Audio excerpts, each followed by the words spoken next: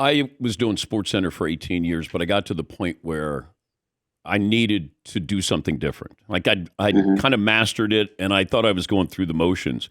Right. I'm wondering if you've gotten to that point, whether it's mentally, where it's Hmm. like, okay, I got this. Now I need to Hmm. challenge myself again. Are you anywhere near that point? I was 50 when I said it's time for me to leave and basically Hmm. get my butt kicked and go out there and try to do Right. something different. Well, I'm doing that now. I get where you're coming from. I'm never tired of sports. It's never just a situation where it's like, okay, I've done this, I'm over it.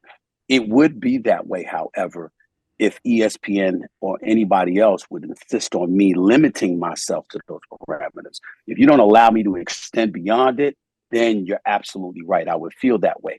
But because that's not the case with me at this particular point in time, then I do have a passion for everything because I understand that in the day and age, you're not just talking sports, you're actually a personality. And so, because of that, they're talking about you just as much as they're talking about sports itself, the games, the athletes that play it, the coaches that coach it, the executives that oversee it, and stuff like that.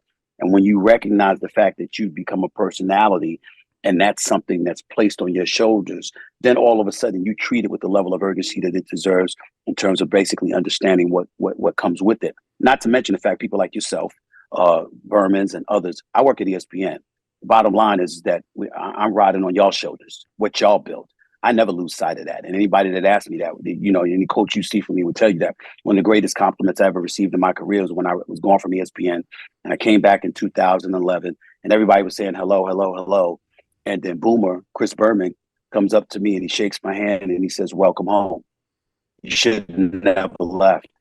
And it meant the world to me coming from him because people like him, yourself, Keith Olbermann, and so many others, Dickie V and everybody else, we're standing on y'all shoulders. And so I'm very appreciative of that. And I have an obligation to go out there and give a best effort and perform to the best of my ability to make sure I uphold or uplift everything you guys have built. I never lose sight of that.